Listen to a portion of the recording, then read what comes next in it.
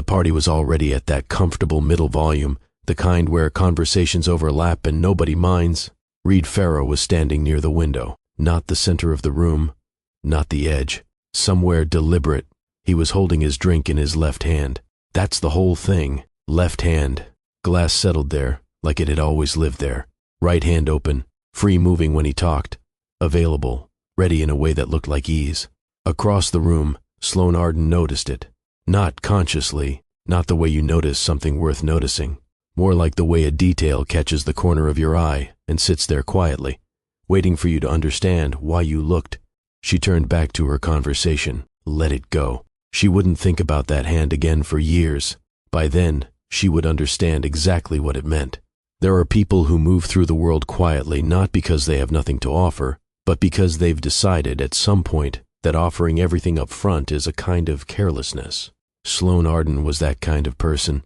She drove an 8-year-old sedan, packed her own lunch most days, wore clothes that fit well and said nothing about themselves, the kind of wardrobe assembled by someone who understood exactly what she wanted to communicate and had chosen deliberately to communicate very little. She'd been at the architecture firm for 3 years when this story starts to move. In that time, her colleagues had built what you might call a genuine, uncomplicated affection for her, and struggled, when pressed, to explain exactly why. She was good at her job, but so were others. She was reliable, but reliability alone doesn't make people feel the way her colleagues felt when she walked into a room. She remembered birthdays without announcing she had. She covered for people without recording the debt. When a project was going sideways and the room filled with that particular tension of nobody wanting to be the first to say it, Sloane would say it calmly, specifically, without drama, and somehow the tension would leave with the words. The word her colleagues used, without coordinating on it, was liked, not adored, not envied. Liked in that specific, uncomplicated way that is actually the hardest thing to manufacture and the easiest thing to underestimate. Her colleague Miriam had worked 3 desks over since Sloane's second week. Miriam was the kind of person who watched people the way some people read steadily, for the thing beneath the surface, without announcing what she'd found. She'd said once, half joking to a mutual colleague, that Sloane was the only person she'd ever met who seemed genuinely at ease in her own skin. Then she'd gone quiet in that particular way. She had not the quiet of someone who'd finished a thought, but someone who'd decided to hold it a while longer before doing anything with it. Because underneath the observation was something Miriam couldn't quite name, a low-grade sense that the packed lunch and the quiet wardrobe and the sedan in the same parking spot every morning were all true, and were also, somehow, not the whole picture. She kept that thought where she kept most things she wasn't ready to close, somewhere accessible, out of the way, patient. Sloane Arden was exactly who she appeared to be. She just wasn't only that. Here is what Sloane Arden never mentioned at the firm. Her father was Whitfield Arden. He had spent 4 decades building a portfolio of commercial properties, development companies, and private equity stakes that most people in the city had brushed against, parking in his structures, working in his buildings, signing leases on his terms without ever encountering his name. That was how Whitfield preferred it. He understood that a name, arriving before a person did, changed every room it entered. He had no interest in that kind of advantage. The house Sloane grew up in had 12 rooms and a staff that had been with the family since before she was born, not extravagance. Whitfield didn't believe in extravagance. He believed in keeping the people who worked for you, paying them properly, and not pretending they were furniture. Her mother had believed the same things, in a quieter register. She died when Sloane was 19, and in the years that followed, Whitfield raised his daughter the way his wife would have wanted, by staying close enough to matter and far enough back to let her figure out who she was without him in the way. Sloane moved out at 23, took the architecture job on her own credentials, her portfolio, her interviews, her references, and told almost no one where she'd come from. Not out of shame, out of something more deliberate than that.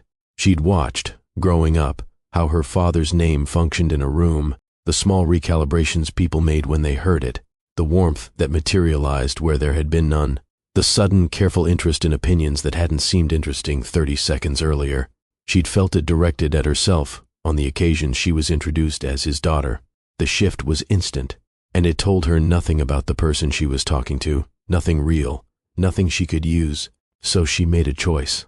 She would build something that stood on its own ground first. She would find out who showed up for the version of her that drove her own car, and packed her own lunch. She moved into a one-bedroom apartment in a decent part of the city, kept it the way she kept everything clean, understated, without explanation. She went to work. She was good at it. She waited, with the patience of someone who had been taught that the right information always arrives, provided you don't reach for it too early. She met Reid Farrow at a colleague's housewarming in early spring. He was handsome in the way that photographs well, a strong jaw, an easy laugh, the kind of presence that fills a room without appearing to try. He worked in commercial real estate, which meant he knew just enough about architecture to ask Sloane intelligent questions, and just enough about people to know when to stop talking and simply listen. He laughed at his own mistakes before anyone else could, a disarming habit, the kind that makes criticism feel unnecessary before it's even formed. They talked for 2 hours. He held his drink in his left hand the entire evening. Sloane noticed it somewhere in the first hour, not consciously, not as something worth examining. His right hand stayed free all night, available, moving when he spoke, reaching when he needed to, never occupied, never inconvenient. A small thing, a practice thing. She couldn't have said why it stayed with her. She gave him her number when he asked. What followed felt, at the time, like exactly what it was supposed to feel like. He texted first. He remembered things she'd mentioned in passing, not in a showy way, just in a way that told her he'd actually been listening, which is rarer than it should be. He showed up to her firm's small gallery presentation on a Tuesday evening without being reminded. She'd mentioned it once, weeks earlier, and hadn't followed up. He stood at the back of the room for the duration, and afterward said only that he hadn't known she was this good. She noticed the way he said it, quiet, still processing, like the compliment had arrived before he'd decided to give it. The 14 months that followed were built from moments like that, small, consistent, apparently unconsidered. A relationship assembled from details that each meant little on their own and added up, quietly, to something she believed in. By the time he proposed, she had watched him long enough to feel certain. She said yes. Her father met Reid twice before the wedding, shook his hand both times, stayed for dinner on the second visit, asked him measured questions, listened to the answers the way Whitfield Arden listened to everything fully, without showing his hand. When Reid left that evening, Whitfield sat for a moment, in the particular quiet of a man still turning something over. He said nothing against Reid. Sloane understood later that his silence and his approval were not the same thing, that her father had simply been doing what he always did, watching, waiting, trusting that people would show him who they were without being asked twice. He believed that stepping in too early only gave people a reason to be more careful. He would spend several years wishing he had moved sooner. For now, though, Sloane had done what she'd set out to do. She had offered Reid Farrow the plainest version of herself, the sedan, the packed lunch, the architect at a mid-level firm who stayed late because the work required it, and watched to see what he chose. He had chosen her, consistently, warmly, without apparent calculation. She had believed they were watching each other for the same reasons. She was half right. The first year of the marriage was fine. That was the word Sloane would use later, when she had enough distance to be precise. Not a word of complaint, not a word of warmth either. Fine the way a room is fine when nothing in it is broken and nothing in it is quite right, and you haven't decided yet which of those things matters more. Reid worked long hours and came home with enough left in him for dinner and a reasonable conversation. They made a home together. She brought things to it quietly, nothing lavish, nothing that required explanation, and he accepted them without asking how she afforded what she afforded on a mid-level architect's salary. She noticed, even then, that he hadn't asked. She set the observation somewhere accessible and moved on. The first shift was so small, she nearly missed it. They were dressing for a dinner with Reid's colleagues, 3 other couples, a restaurant he'd chosen, a reservation she hadn't known about until that morning. She mentioned, while pulling on her coat, that she'd have appreciated knowing sooner, that she had an early site visit the next day and needed to manage the timing. She said it plainly, without edge. He smiled, easy, warm, the same smile that had worked on her the night they met. And he said, with all the patience in the world, that she'd be fine, that she always made things harder than they needed to be. She let it go. People say things. Evenings run long. She went to the dinner, was pleasant, came home, set her alarm for 5:15, but she noticed that she'd let it go. The letting go itself, the way it felt less like forgiveness and more like a door she'd walked through without checking whether it opened from the other side. The next 6 months arrived in the same register. The way he answered questions she directed at others when they were in company, stepping into the space before she could. The way he summarized her opinion mid-sentence and turned to her for confirmation, as though she'd been the one speaking. The way he referenced her career in social settings, always warmly, always that same ease in ways that ended somewhere she hadn't intended to go, with a punchline she was never quite in on. None of it was loud. That was the particular quality of it. There was no moment she could have pointed to and named without sounding unreasonable. Just a slow, steady pressure that worked precisely because it never announced itself. She started spending more time at work. The office had a quality the house was losing, a room where she finished her own sentences, where her observations went where she sent them, arrived intact, were received as hers. Reid noticed the late evenings. He didn't say he didn't like them. He said he worried about her, that she pushed herself too hard, that he wished she'd be home for dinner more because the house felt empty without her. He said it in the soft, considered voice of someone who understands that concern is harder to argue with than accusation. She restructured her schedule to be home by 7. Miriam noticed. Sloane could tell by the slight pause before Miriam responded to something she'd said in passing a half-beat longer than the conversation required. Miriam didn't ask, didn't offer the face of someone with thoughts lined up and waiting. She simply went quiet, in the particular way she had the quiet of someone still watching, not yet done.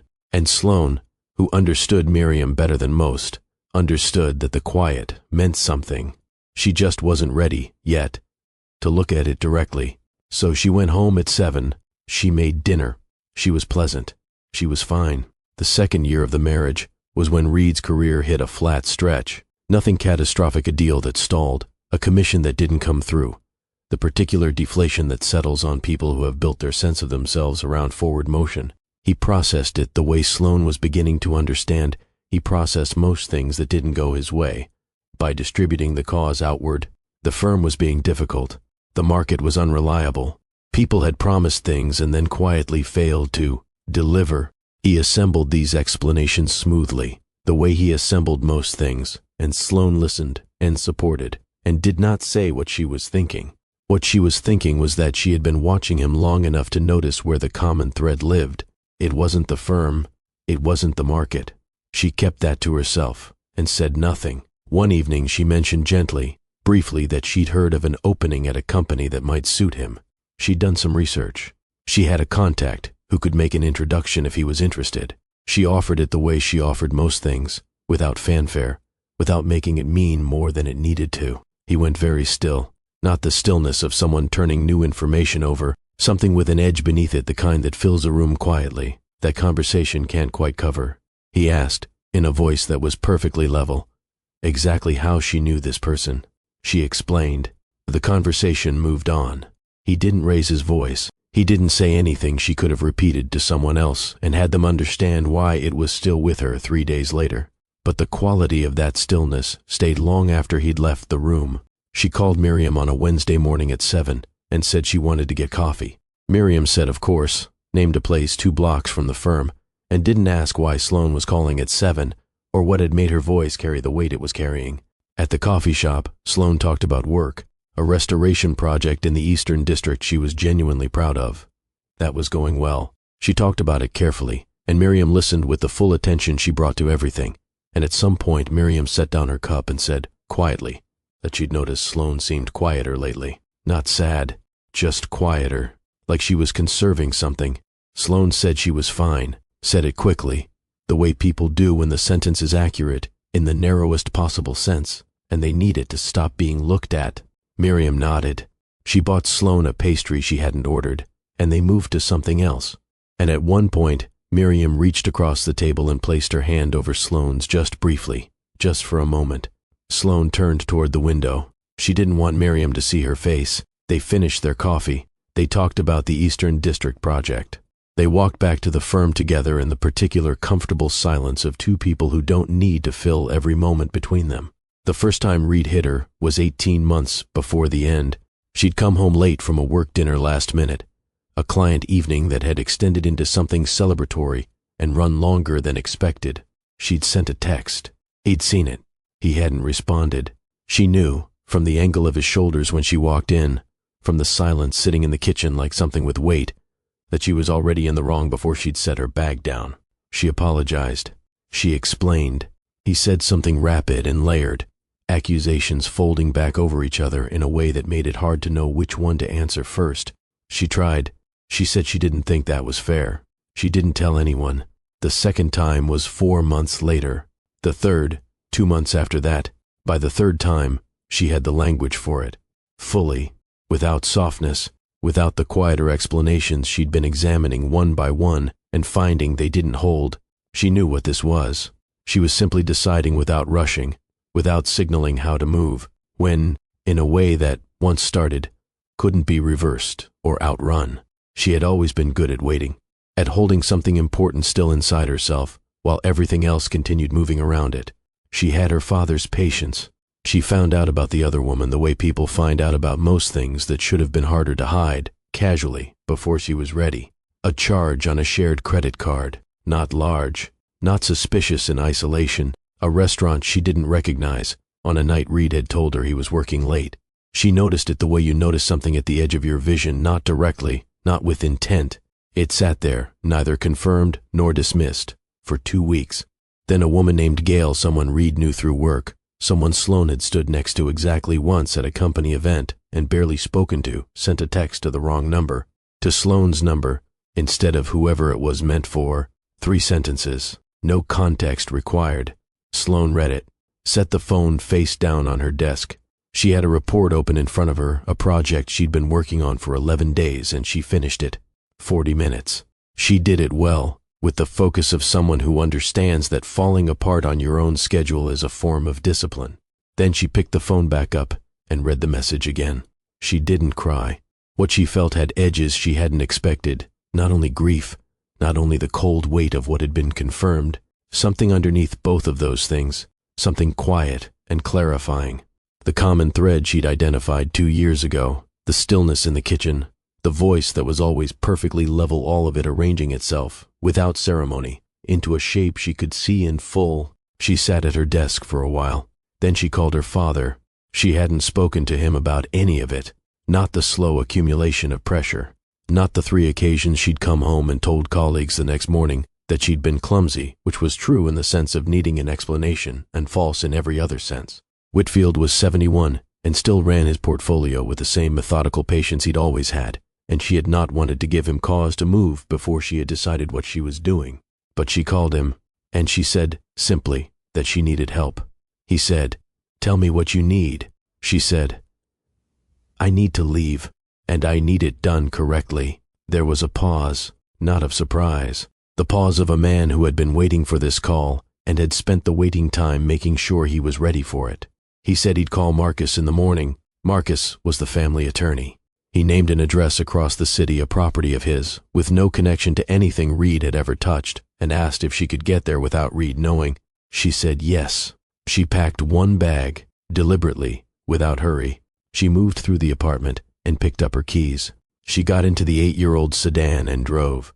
If you've been following this quietly, the way Sloan moved through everything now is a good time to subscribe. Hit the button and stay with the story. She isn't done yet. The streets were mostly empty at that hour. She didn't rush. She found the building, pulled into the lot, cut the engine, and sat for a moment in the silence of a car that had gotten her everywhere she needed to go, without ever requiring more than she had. Then she went inside. She set her bag down in a room she had never slept in a building whose address had never been in Reid's phone. She lay down. She closed her eyes. She slept better than she had in 2 years. The legal process took 4 months. Reid did not understand, at first, the full shape of what was coming at him. He knew Sloan was gone. She'd communicated through Marcus that she was filing for divorce and had documentation she was prepared to use. He called. She didn't answer. He texted.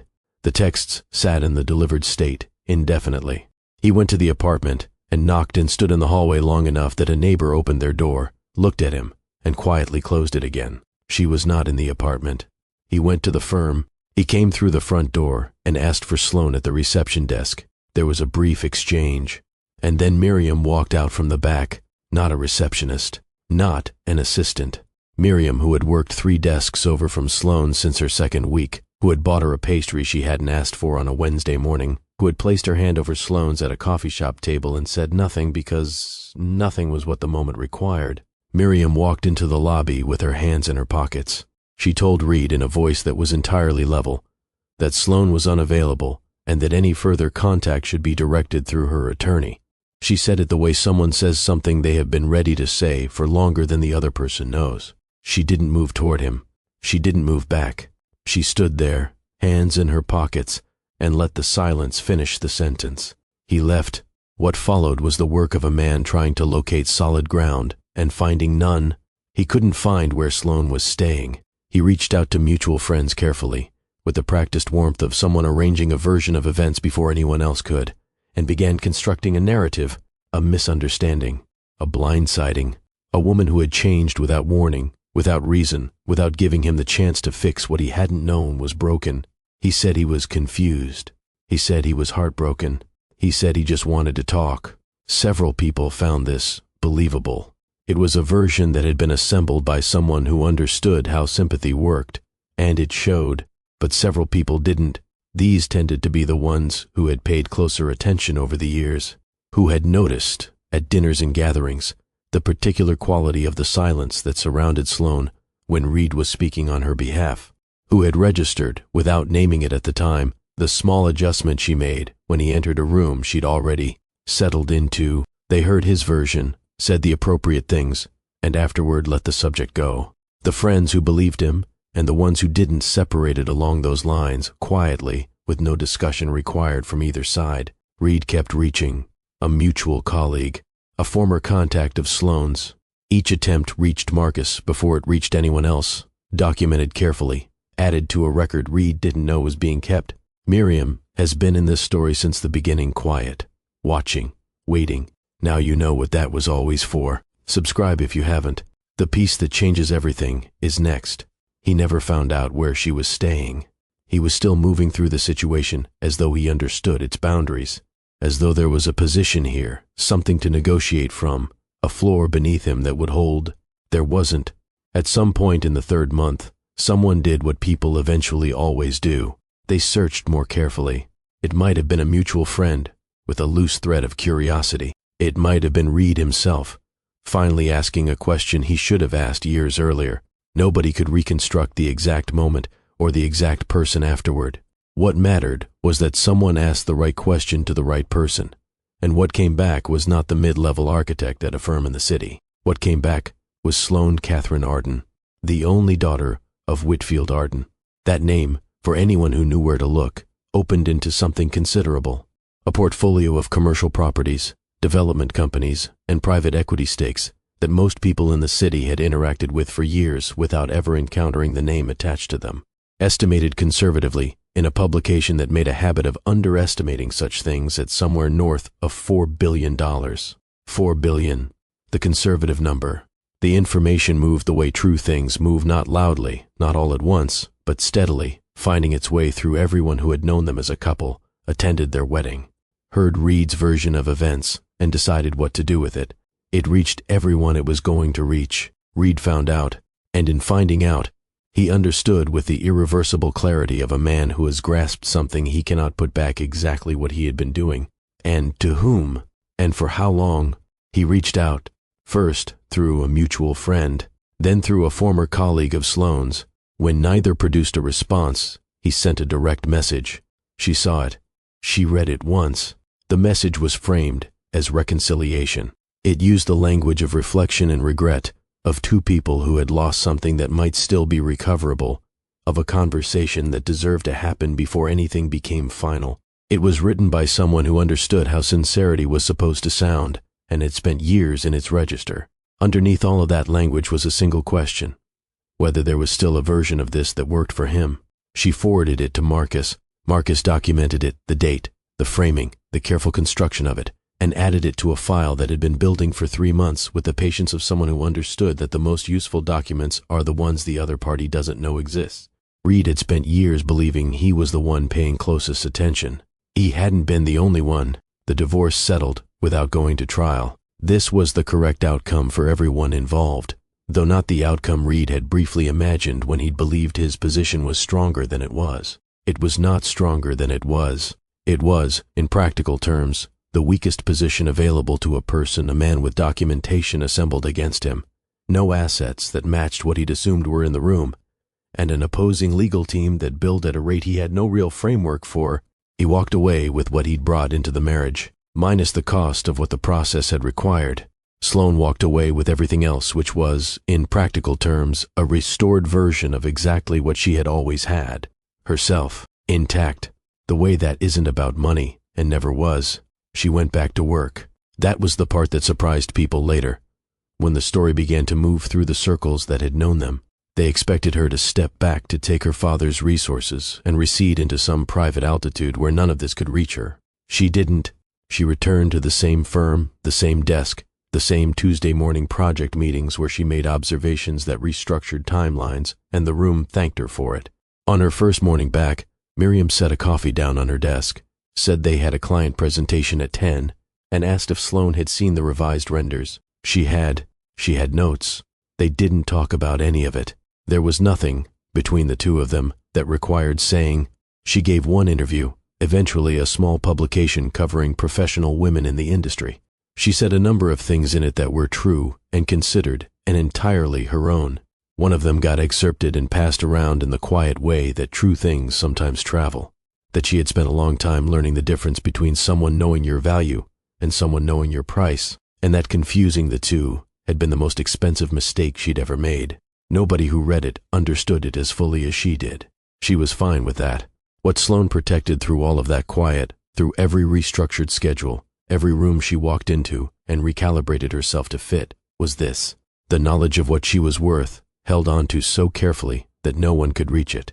If this story is landing the way it should, subscribe now. The last scene is where everything returns. Her father visited her at the office one afternoon without an appointment and without announcement. He sat across from her desk and looked around the room, the drafting table, the pinned project plans, the shelf of reference books, and said nothing for a long moment. Then he said that her mother would have been proud of how she'd handled it. Sloane said she didn't know about that. He said he did. He said it the way people do when they are certain enough that argument would be beside the point. They had dinner that evening at a restaurant where nobody knew either of their names, which was exactly how Whitfield Arden had always preferred it. He asked her about the restoration project in the Eastern District, the right questions, the kind that told her he understood what the work actually required, and she answered them fully, without shortening herself. That was the word she kept coming back to in the months that followed, without shortening herself. She hadn't realized, until she stopped doing it, how long it had been her primary occupation. They stepped outside into the early dark of a Tuesday evening. The restaurant was the kind of place where the lighting was warm, and the tables were far enough apart that conversation stayed where they belonged. Nobody had looked up when they walked in. Nobody had recalibrated. Two people having dinner, a father, a daughter in a city that had no particular reason to notice them. Whitfield said goodnight at the door the way he always did, brief, without ceremony, a hand on her shoulder for a moment, and then he was moving toward his car. Sloane stood on the sidewalk. The street was quiet at this hour, a few other restaurants still lit, the low sound of a city that hasn't gone to sleep yet, but has stopped performing. She stood in it without hurry, no call to make, nowhere she was already late for. She looked, to anyone passing, like someone who didn't need anything. That was true. It had always been true. She understood now, with a precision she hadn't had before, exactly what that was worth. Her right hand was at her side, free, open, nothing in it, nothing required of it, no glass to hold, no reason to keep it available, no hand to reach for before the other person had started moving, no room to work before she'd decided whether she trusted it, just her hand, at her side, resting. She stood there a moment longer than she needed to. Reid Farrow's name came up occasionally, in the way that names do when they've stopped being useful. He'd moved to a different city, a smaller firm. People who'd been there for all of it tended, when his name surfaced, to let it pass without much discussion. She walked to the sedan, still the same one, still getting her where she needed to go, and she got in. She set her bag on the passenger seat. She sat for a moment in the quiet of it, the street ahead of her lit and ordinary. Then she started the car. She drove.